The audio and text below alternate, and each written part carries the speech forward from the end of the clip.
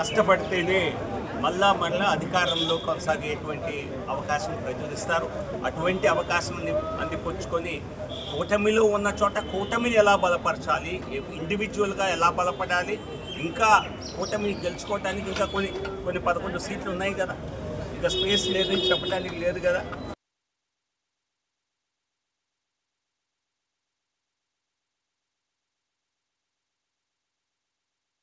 అది వాటికి చేరువయ్యే అవకాశం ఉంది కనుక కూటమిలో ఉన్న ప్రతి పార్టీ బలోపేతం అవ్వాలన్న లక్ష్యంతో ప్రతి ఒక్కరం పనిచేస్తేనే లక్ష్య సాధన సాధ్యమవుతుంది. Thank you.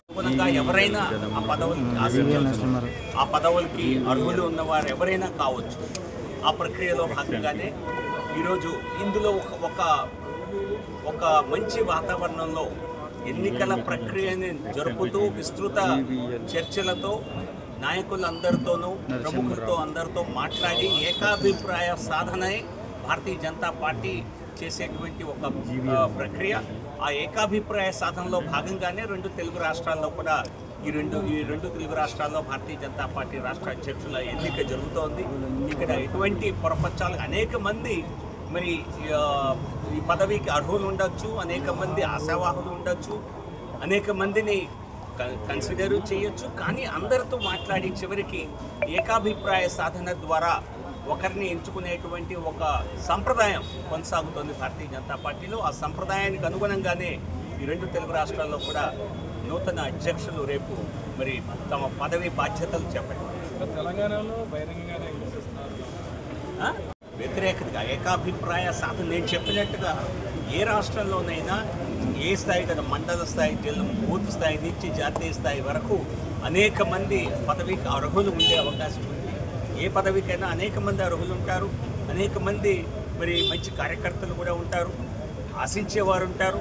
కానీ అంతిమంగా పదవి ఒకరికే ఇవ్వటం సాధ్యమవుతుంది కనుక పార్టీని సంస్థాగతంగా బలోపేతం చేసేటువంటి ఉద్దేశంతో ఎవరి ద్వారా ఈ కార్యాచరణ సాధ్యమవుతుందో అది కేంద్ర నాయకత్వం, రాష్ట్ర పార్టీ ప్రముఖులతో, అందరితో, నాయకులతో, కార్యకర్తలతో చర్చించి తీసుకునేటువంటి ఒక నిర్ణయం. సో చక్కటి నిర్ణయాల ద్వారా భారతీయ జనతా పార్టీ దేశవ్యాప్తంగా బలోపేతం చేయడానికి ఈ ఎన్నికల ప్రక్రియ జాతీయ పరంగా అన్ని రాష్ట్రాల్లో కొనసాగుతూ భారతీయ జనతా పార్టీ మరొక 50 సంవత్సరాలు కేంద్రంలో మరి ఎక్కడైతే అధికారంలో ఉన్నామో ఆ రాష్ట్రాల్లో కూటమితో సహా అక్కడ అధికారంలో ఉన్నామో అక్కడ కొనసాగుతూ భారతీయ జనతా పార్టీ అధికారంలో లేని రాష్ట్రాలన్నింటిలో కూడా సాఫ్రన్ మ్యాప్ని భారతీయ జనతా పార్టీ పరిపాలనని తీసుకురావటమే భారతీయ జనతా పార్టీ యొక్క లక్ష్యం. తద్వారా మరి ఖచ్చితంగా వికసిత భారతదేశం అన్నది ప్రధాన సంకల్పం. సో కాబట్టి ఇది చాలా పెద్ద స్థాయిలో దేశవ్యాప్తంగా జరుగుతున్నటువంటి కార్యక్రమం. సో ఈరోజు రేపటి వరకు రేపు రెండు తెలుగు రాష్ట్రాల్లో కూడా నూతన అధ్యక్షులు బాధ్యతలు స్వీకరించారు. పూర్తిగా భారతదేశంలోని అన్ని రాష్ట్రాల్లో భారతీయ జనతా పార్టీ సంస్థాగత ఎన్నికల ప్రక్రియ కొంతకాలంగా కొనసాగుతోంది. ప్రతి 3 సంవత్సరాలకి భారతీయ జనతా పార్టీ జాతీయ అధ్యక్షుడిని ప్రజాస్వామ్యబద్ధంగా ఎన్నుకుంటుంది. కాంగ్రెస్ మరో జాతీయ పార్టీ చెప్పాలంటే కాంగ్రెస్ పార్టీ, దానిలో ఒక కుటుంబం వ్యక్తులే ఎప్పుడు జాతీయ అధ్యక్షులు అవుతూ ఉంటారు, లేదా కుటుంబం చేతిలోనే పార్టీ నడుస్తుంది. అటువంటి సంప్రదాయం భారతీయ జనతా పార్టీలో ఉండదు. వచ్చే నెలలో కొద్ది వారాల్లో జాతీయ అధ్యక్షుడి ప్రకటన కూడా వచ్చే అవకాశం ఉంది, ఎన్నిక జరిగే అవకాశం ఉంది. ఎవరవుతారో అన్నది అయ్యే వరకు కూడా, ఆ ప్రక్రియ ముగిసే వరకు చెప్పలేనటువంటి అంశం. అది ప్రజాస్వామ్యబద్ధంగా జరిగేటువంటి ఎన్నిక.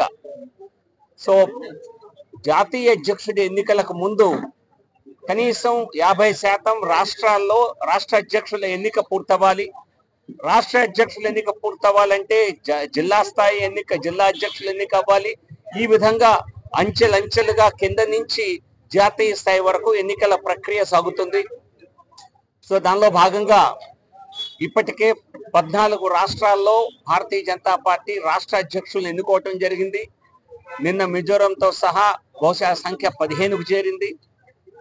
ఈరోజు రేపు మరొక 14 రాష్ట్రాల్లో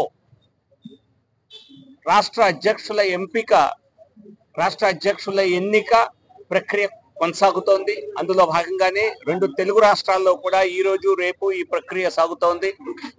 ఈ ప్రక్రియలో భాగంగా ఇక్కడ ఆంధ్రప్రదేశ్ రాష్ట్ర అధ్యక్షుడి ఎన్నికకు సంబంధించి నామినేషన్ ప్రక్రియ కొద్దిసేపటి క్రితమే పూర్తవటం జరిగింది. ఈరోజు ఉదయం 11 నుంచి 1 గంట వరకు నామినేషన్ స్వీకరించే సమయంలో మరి రాష్ట్ర అధ్యక్షుడి ఎంపిక ప్రకారం అనేక సెట్లు నామినేషన్ వేయటం జరిగింది.